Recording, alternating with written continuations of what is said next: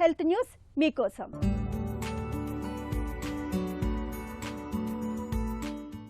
తీవ్రమైన అనారోగ్యంతో కాలేయం దెబ్బతిన్నప్పటికీ దాన్ని పునరుజ్జీవింపజేసే మందును హైదరాబాద్ కేంద్రీయ విశ్వవిద్యాలయంలోని ఆస్పైర్ బయోనెస్ట్, తులసి థెరప్యూటిక్స్ అంకుర సంస్థ, నిమ్స్ ఆసుపత్రికి చెందిన వైద్య నిపుణులు, పరిశోధకులు కనుగొన్నారు.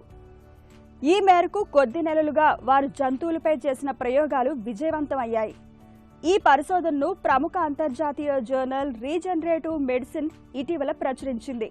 దీర్ఘకాలికంగా కాలేయ వ్యాధితో బాధపడుతున్న వారికి కాలేయ మార్పిడి చికిత్స మాత్రమే ప్రత్యామ్నాయం కాగా ఈ మందు కాలేయాన్ని పునరుజ్జీవింపజేయనుందని పరిశోధకులు తెలిపారు. దీనికి తులసి 28X అని పేరు పెట్టారు. ఈ మేరకు ప్రపంచంలోనే తొలిసారిగా మూలకణాలు, ఎక్సోజోములతో జంతువులకు చికిత్స చేశారు. మనుషులపై క్లినికల్ ట్రయల్స్ నిర్వహించాక 2 ఏళ్లలో మందును అందుబాటులోకి తెచ్చేందుకు పరిశోధకులు కృషి చేస్తున్నారు.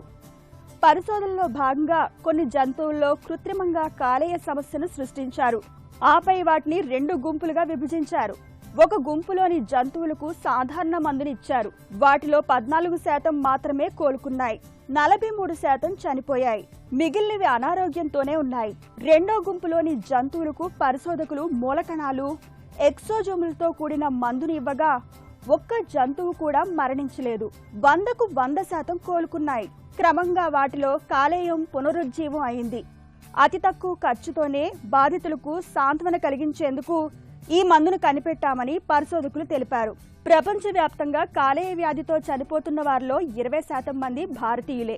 కామెర్లు, మద్యపానం, జీవనశైలి, పలు ఆహారపు అలవాట్ల కారణంగా కాలేయం దెబ్బతింటోంది. ఈ నేపథ్యంలో కాలేయ సంబంధిత మరణాలు తగ్గించేందుకు పరిశోధనలు నిర్వహించి మందును కనుగొన్నామని పరిశోధకులు తెలిపారు.